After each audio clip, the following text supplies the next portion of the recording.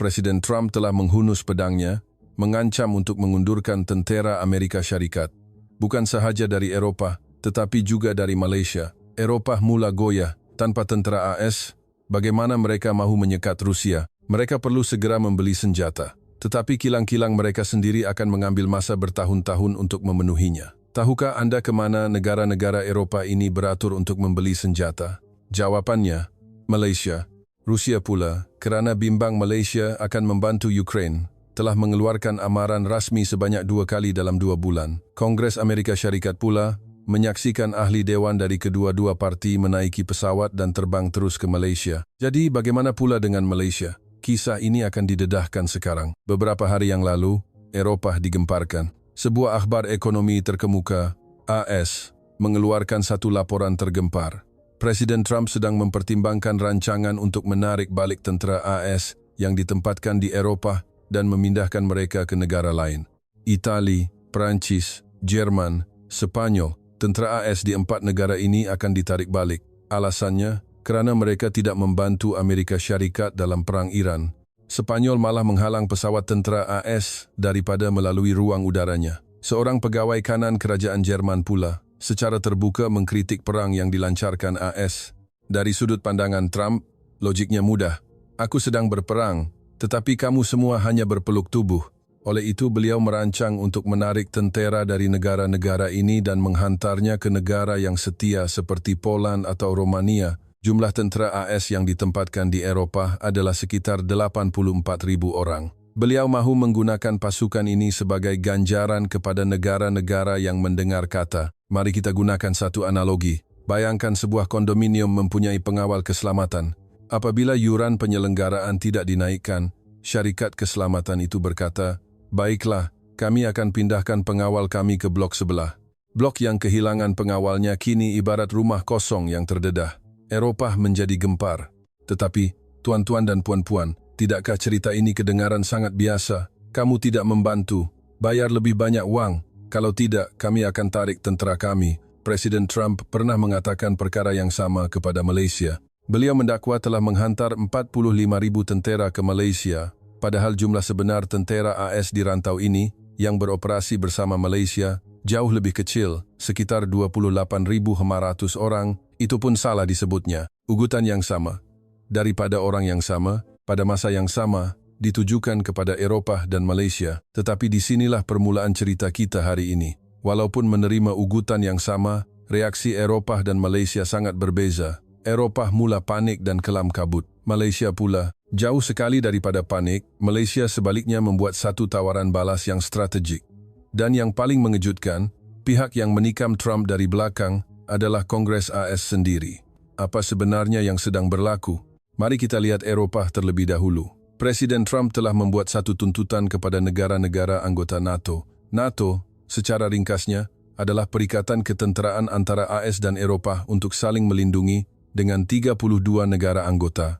Trump menuntut agar semua negara anggota NATO menaikkan perbelanjaan pertahanan mereka sehingga 5% daripada KDNK mereka. Ini adalah satu tuntutan yang tidak masuk akal. Sasaran semasa negara-negara NATO hanyalah 2%, dan itu pun banyak negara yang gagal mencapainya, tetapi kini mereka diminta membayar 5%. Ini umpama Anda menyewa sebuah pangsapuri dengan sewa RM500 sebulan, dan tiba-tiba tuan rumah datang dan berkata, mulai bulan depan, sewa naik jadi RM1,250. Bukan 2 kali ganda, tetapi 2,5 kali ganda. Negara-negara Eropah pastinya terkejut. Namun, Trump tidak berhenti di situ. Beliau mengugut akan menarik balik tentera AS jika mereka tidak membayar. Dan beliau benar-benar mula mengkajinya. Negara-negara yang tidak membantu semasa perang Iran turut menjadi sasaran. Tentera di negara kamu akan aku pindahkan ke negara yang lebih setia. Eropah menjadi gempar. Presiden Prancis tampil dan mengisiharkan, Eropah tidak akan lagi bergantung kepada Amerika Syarikat. Jerman turut mengumumkan akan menaikkan perbelanjaan pertahanannya sebanyak 70% menjelang 2029. Secara lisan, mereka berkata mereka boleh berdikari. Tetapi tuan-tuan dan puan-puan, cakap memang mudah, realitinya adalah masalah besar. Eropah kekurangan senjata yang sedia untuk digunakan. Jerman dan Prancis memang handal dalam pembuatan senjata, kualitinya bagus. Tetapi ada satu kelemahan yang ketara, ianya perlahan. Proses pembuatannya memakan masa yang lama dan harganya sangat mahal. Sedangkan Rusia berada betul-betul di sebelah mereka. Bagi Eropa, jika tentara AS berundur, kekosongan itu perlu diisi serta-merta, tetapi dengan senjata mereka sendiri, ia akan mengambil masa bertahun-tahun. Ringkasnya, ia seperti ini, Syarikat Keselamatan telah menamatkan perkhidmatannya di rumah Anda, tetapi untuk memasang sistem keselamatan baharu, ia akan mengambil masa 3 tahun. Selama 3 tahun itu, rumah Anda ibarat rumah kosong, walaupun Eropa bercakap besar. Di dalam hati mereka sangat cemas. Jadi, kemanakah Eropa mengalihkan pandangan mereka? Saya akan beritahu sebentar lagi. Tuan-tuan dan puan-puan, Malaysia juga menerima ugutan yang sama. Bayar lebih untuk kos pertahanan, atau kami tarik tentera. Ketika Eropa sedang kelam kabut, reaksi Malaysia sangat berbeza. Malaysia tidak panik.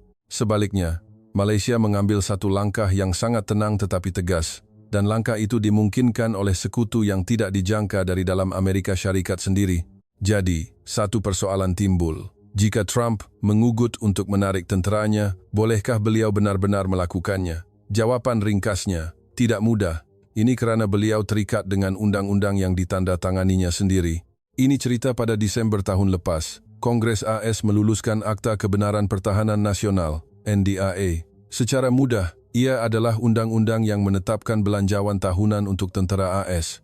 Ia menentukan di mana dan berapa ramai tentera akan ditempatkan, dan kemana wang akan dibelanjakan. Tetapi di dalam undang-undang ini, ada satu ayat yang sangat penting. Bajet tidak boleh digunakan untuk mengurangkan jumlah tentera AS di bawah 28.500 orang di rantau strategik Indo-Pasifik yang berpusat di sekitar Malaysia. Ringkasnya, undang-undang ini telah memaktubkan bahawa jumlah tentera AS di rantau ini tidak boleh disentuh. Ia diluluskan oleh Senat dan Dewan Perwakilan. Parti Republikan setuju, Parti Demokrat pun setuju, dan akhirnya, siapa yang menandatanganinya? Presiden Trump sendiri.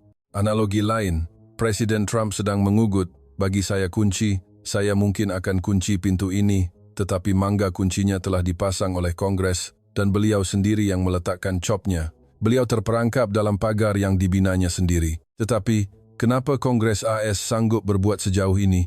Adakah kerana mereka sayangkan Malaysia? Tidak. Ia adalah semata-mata demi kepentingan nasional Amerika Syarikat. Kongres tahu bahawa jika tentera AS berundur dari rantau ini, Amerikalah yang akan rugi. Dengan pangkalan dan akses di Malaysia, AS boleh memantau seluruh Asia Tenggara dan laluan laut yang kritikal.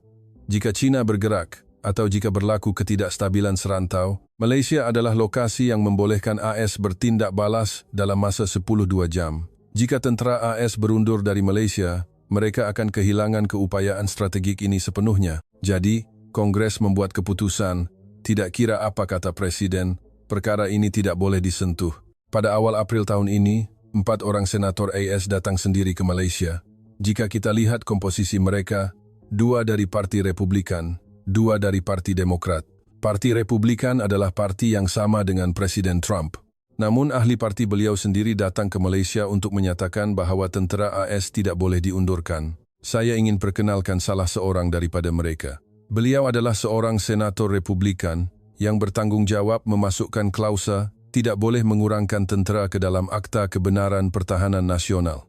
Walaupun dari parti yang sama dengan Trump, beliaulah yang sentiasa menggunakan undang-undang untuk menyekat Trump setiap kali kad tentera AS cuba dimainkan. Pendirian beliau jelas, perbincangan untuk menaikkan sumbangan kos pertahanan boleh diadakan, tetapi ia tidak boleh membawa kepada pengunduran tentera. Seorang senator Demokrat juga turut serta. Seorang pakar yang telah lama berkhidmat dalam jawatan kuasa perkhidmatan bersenjata Senat AS. Pandangan beliau lebih tegas, kehadiran tentera AS di rantau ini bukan hanya untuk Malaysia, ia adalah aset teras untuk keselamatan negara Amerika. Bukan untuk Malaysia, tetapi untuk Amerika, ia tidak boleh ditarik balik. Bayangkan babak ini. Di Rumah Putih, Presiden Trump berkata, Malaysia tidak membantu, tentera mungkin akan ditarik balik. Tetapi pada masa yang sama, 4 orang senator dari negaranya sendiri menaiki pesawat, merentasi lautan Pasifik, dan berada di Malaysia, tanpa mengira parti. Mesej mereka, jangan bimbang, kami telah melindunginya dengan undang-undang. Inilah yang sedang berlaku di dalam Amerika Syarikat. Tetapi kemudian para senator ini bertemu dengan Perdana Menteri Malaysia. Dalam pertemuan itu, Perdana Menteri menyampaikan satu mesej yang sangat mendalam. Para senator AS datang dengan nada seolah-olah berkata, "Kami akan melindungi Anda." Tetapi jawaban Perdana Menteri mempunyai arah yang berbeza. Pada awal April, di pejabat Perdana Menteri di Putrajaya, 4 senator AS dan Perdana Menteri duduk bersemuka.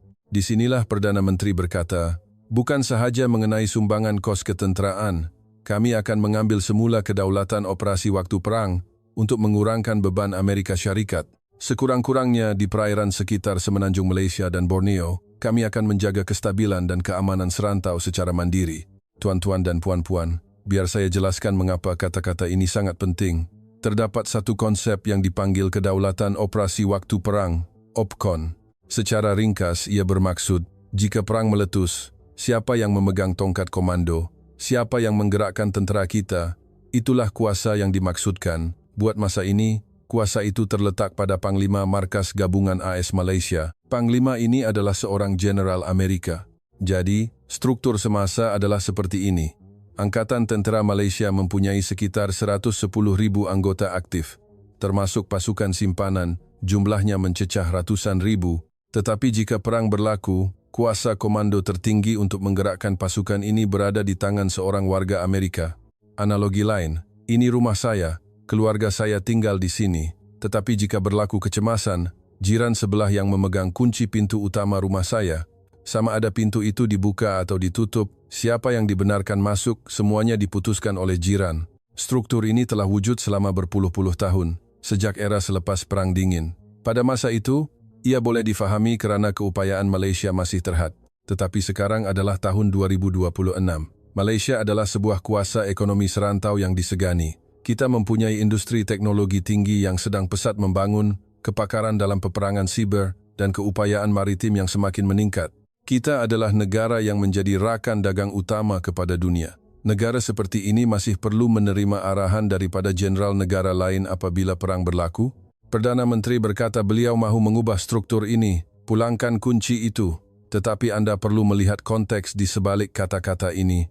Trump telah menghantar bil tuntutan wang.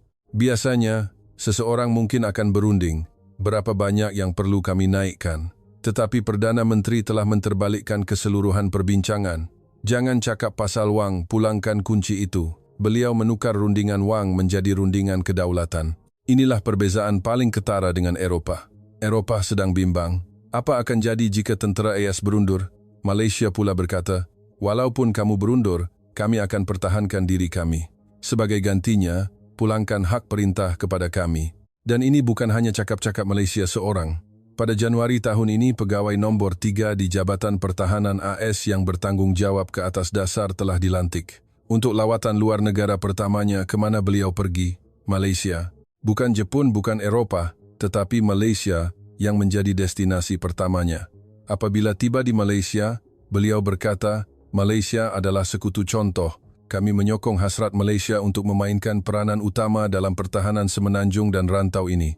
Pegawai nombor 3 Pentagon secara terbuka bersetuju dengan hasrat Malaysia untuk mengambil alih kedaulatan operasi. Pada akhir Mac, Perdana Menteri buat pertama kalinya sejak memegang jawatan mempenggerusikan mesyuarat Panglima-Panglima Utama Angkatan Tentera. Di sana beliau berkata, untuk menghadapi persekitaran keselamatan yang berubah pantas, pertahanan mandiri adalah penting. Kita mesti mempercepatkan usaha untuk mendapatkan semula kedaulatan operasi waktu perang. Beliau juga menulis, belanjawan pertahanan tahunan negara kita adalah berkali ganda lebih besar daripada KDNK mana-mana entiti yang berpotensi mengancam kita. Kita adalah sebuah kuasa pertengahan yang dihormati dengan industri pertahanan yang sedang berkembang. Dakwaan bahawa kita tidak mampu berdikari tanpa tentera asing adalah satu pemikiran yang tunduk dan menghina. Renungkan kata-kata ini. Wang yang kita belanjakan untuk pertahanan setiap tahun adalah jauh lebih besar daripada keseluruhan ekonomi ancaman serantau. Kita adalah sebuah kuasa yang dihormati, tetapi kita dikatakan tidak mampu mempertahankan diri sendiri. Perdana Menteri telah merombak pemikiran itu. Dan kedua-dua Jabatan Pertahanan Malaysia dan AS telah mengesahkan, terdapat kemajuan yang besar dalam memenuhi syarat-syarat untuk peralihan kedaulatan operasi. Ini bermakna mereka bukan sahaja bercakap, tetapi benar-benar bertindak. Mari kita rumuskan setakat ini. Trump berkata, bayar wang atau kami tarik tentera. Kongres AS menyekatnya dengan undang-undang. Malaysia membuat tawaran balas, baiklah, kalau begitu pulangkan hak perintah kepada kami. Pegawai nombor 3 Pentagon menyokongnya. Eropah cemas memikirkan pengunduran tentera AS, tetapi Malaysia tampil untuk mempertahankan dirinya sendiri. Tetapi, adakah Malaysia benar-benar mampu? Bercakap memang mudah, tetapi adakah kita mempunyai keupayaan yang menyokongnya? Jawaban kepada soalan ini, secara tidak dijangka, diberikan oleh Rusia. Tuan-tuan dan puan-puan, Presiden Trump berkata Malaysia tidak membantu. Tetapi di seberang dunia, reaksi yang bertentangan muncul. Dari Rusia kini sedang gemetar memikirkan kemungkinan Malaysia akan membantu Ukraine. Pada Februari tahun ini, Kementerian Luar Rusia mengeluarkan satu kenyataan rasmi. Isinya, jika Malaysia menyertai program bantuan senjata kepada Ukraina, kami akan bertindak balas. Bukan sekadar tindak balas biasa, tetapi mereka menggunakan istilah tindak balas asimetri. Asimetri bermaksud mereka tidak akan membalas dengan cara yang sama, tetapi akan menyerang dengan cara yang tidak dijangka. Sebulan kemudian pada akhir Mac, Timbalan Menteri Luar Rusia pula tampil. Timbalan Menteri adalah orang nombor 2 di kementerian. Beliau sendiri berkata, jika Malaysia membekalkan senjata maut kepada Ukraina, kami tidak mempunyai pilihan selain bertindak balas. Dalam masa 2 bulan, mereka secara khusus menyebut dan memberi amaran kepada Malaysia sebanyak 2 kali. Di sini, ada sesuatu yang perlu kita fikirkan. Terdapat banyak negara yang membantu Ukraine. AS, UK, Perancis, Jerman, Poland, negara-negara Eropah beratur menghantar senjata. Tetapi mengapa Rusia secara khusus memilih dan memberi amaran kepada Malaysia? Kerana mereka takutkan Malaysia. Lebih tepat lagi, mereka takutkan keupayaan pengeluaran teknologi pertahanan Malaysia. Biar saya berikan satu perbandingan. Dalam peperangan, apakah senjata yang paling banyak digunakan? Bukan peluru berpandu, bukan jet pejuang. Ia adalah komponen kritikal, seperti chip pemprosesan dan modul panduan. Dalam perang Ukraina, beribu-ribu senjata berpandu digunakan setiap hari. Jadi kemenangan dalam perang ini kini bergantung pada siapa yang boleh menghasilkan komponen berteknologi tinggi ini dengan lebih banyak dan lebih cepat. Amerika Syarikat boleh menghasilkan kira-kira 90.000 unit modul panduan setahun. Malaysia pula lebih 200.000 unit, lebih 2 kali ganda daripada AS. Apa maksudnya ini? Dalam peperangan, pihak yang tidak kehabisan peluru pintar akan menang, dan negara yang boleh menghasilkan peluru pintar itu dengan paling cepat dan paling banyak di dunia ialah Malaysia. Cuba fikirkan dari sudut pandangan Rusia. Perang di Ukraina sudah cukup sukar. Jika Malaysia turut campur tangan secara serius, neraca perang akan berubah secara drastik. Media pakar ketenteraan AS telah menganalisis, Malaysia tidak perlu menghantar senjata secara langsung. Cukup dengan mengisi semula gudang senjata negara-negara Eropah yang kosong, ia sudah boleh mengubah lanskap perang. Maksudnya begini, negara seperti Poland sedang menghantar senjata lama mereka ke Ukraina. Akibatnya, gudang senjata Poland menjadi kosong. Kekosongan itulah yang diisi oleh Malaysia. Apabila Malaysia membekalkan Poland dengan drone canggih dan sistem pertahanan pesisir pantai, Poland boleh dengan yakin menghantar peralatan lama mereka ke Ukraina. Ia adalah satu rantaian domino. Malaysia menolak satu keping, Eropah bergerak, dan barisan hadapan di Ukraina berubah. Inilah sebabnya mengapa Rusia sangat takutkan Malaysia. Tetapi saya akan tunjukkan satu lagi angka. Pada bulan Mac tahun ini, sebuah institut penyelidikan keamanan terkemuka di Sweden mengeluarkan satu laporan.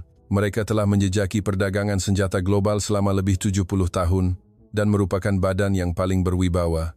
Menurut laporan ini, dalam tempoh 5 tahun kebelakangan ini, import senjata oleh 29 negara NATO Eropah telah meningkat sebanyak 143% berbanding 5 tahun sebelumnya. Hampir 2,5 kali ganda. Jadi, siapa yang menjual senjata ini? Nomor 1 sudah tentu, Amerika Syarikat membekalkan 58% daripada jumlah keseluruhan. Tetapi tahukah Anda siapa di tempat kedua? Malaysia. Di atas Perancis, di atas Israel.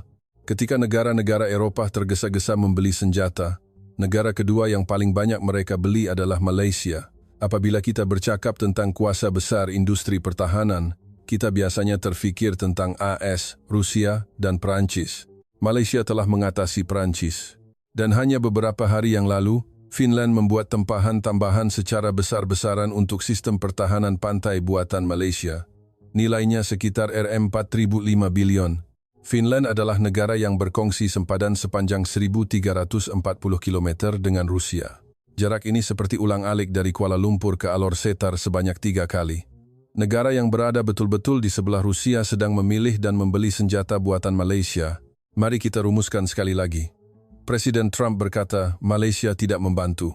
Tetapi Rusia telah memberi amaran 2 kali dalam 2 bulan kerana bimbang Malaysia akan membantu. Negara-negara barisan hadapan Eropah tidak akan merasa selamat tanpa senjata dari Malaysia. Malaysia adalah pembekal senjata kedua terbesar kepada NATO. Jadi, siapa sebenarnya yang bercakap benar? Tetapi tuan-tuan dan puan-puan, sementara Rusia mengancam Malaysia di satu pihak, di pihak lain, mereka melakukan sesuatu yang sangat berbeza. Seperti yang saya sebutkan tadi, Rusia sedang mengugut untuk bertindak balas. Tetapi pada masa yang sama, Rusia juga sedang melakukan perkara-perkara ini kepada Malaysia. Mereka mencadangkan untuk membuka semula laluan penerbangan terus. Mereka menawarkan untuk memberi keutamaan bekalan minyak mentah kepada Malaysia. Baru-baru ini, apabila timbul berita bahawa Malaysia menghadapi kekurangan bahan kimia yang dipanggil nafta, secara ringkasnya, ia adalah bahan mentah yang diekstrak daripada petroleum, penting untuk membuat plastik dan gentian sintetik. Sejurus berita itu keluar, Rusia segera mengangkat tangan untuk membekalkannya. Satu tangan menggenggam penumbuk, manakala tangan yang lain menghulurkan salam. Mengapa mereka berbuat demikian? Kerana Rusia sangat memerlukan Malaysia. Biar saya ceritakan sedikit latar belakang. Sebelum perang Ukraina meletus, tahukah Anda apakah jenama kereta yang paling laris di Rusia? Proton dan Pero 2. Mereka berada di kedudukan teratas. Telefon pintar nombor 1, jenama teknologi Malaysia. TV, jenama Malaysia, menduduki tempat pertama selama 9 tahun berturut-turut. Kereta, telefon pintar, TV. Rusia adalah satu-satunya negara di dunia di mana jenama Malaysia menguasai ketiga-tiga kategori ini serentak. Tetapi apabila perang bermula, syarikat-syarikat Malaysia menyertai Sekatan Barat dan menarik diri. Siapa yang mengisi kekosongan itu? China. Kini, 55% pasaran kereta Rusia adalah buatan China. 60% pasaran telefon pintar juga telah beralih ke China. Tetapi kini, suara-suara tidak puas hati mula kedengaran di Rusia. Adakah kita akan menjadi negara taklukan China? Bayangkan, kereta buatan China, telefon buatan China, peralatan rumah buatan China.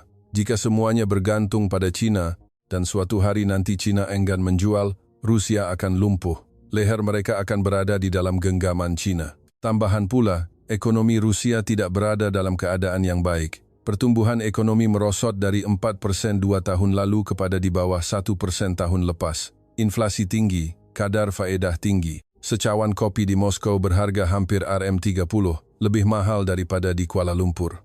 Keuntungan perang mula pudar, dan selain China, mereka tidak mempunyai banyak tempat untuk bergantung. Itulah sebabnya Rusia kembali mencari Malaysia. Presiden Rusia sendiri pernah berkata, marilah kita kembali ke zaman hubungan baik dengan Malaysia sebelum perang. Tinjauan pendapat di kalangan rakyat Rusia juga menunjukkan mereka masih mahu menggunakan produk Malaysia. Mereka mendapati produk buatan China menyusahkan. Lihatlah situasi ini.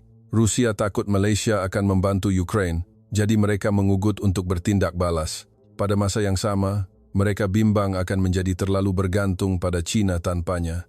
Jadi mereka memberi isyarat agar Malaysia kembali. Mereka tawarkan minyak, nafta dan laluan penerbangan, sebuah negara yang ditakuti tetapi juga diperlukan, sebuah negara yang tidak boleh dibenci dan tidak boleh diabaikan. Itulah pandangan Rusia terhadap Malaysia pada masa ini. Ada satu lagi cerita menarik. Senjata-senjata buatan Malaysia yang kini ditempatkan di barisan hadapan Eropah untuk menentang Rusia, sistem pertahanan pantai, drone, jika kita jejaki asal-usul teknologinya, ia datang dari Rusia. Pada awal 1990-an, Rusia tidak mempunyai wang untuk membayar hutang kepada Malaysia, jadi mereka membayarnya dengan senjata dan teknologi. Jet pejuang Sukhoi Su-30 MKM adalah antaranya. Malaysia membuka dan mengkaji setiap komponen senjata tersebut, setiap bolt dan skru.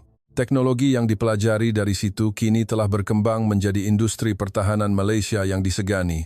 Benih yang disemai oleh Rusia kini telah menjadi pokok yang membayangi Rusia sendiri. Sungguh satu takdir yang aneh.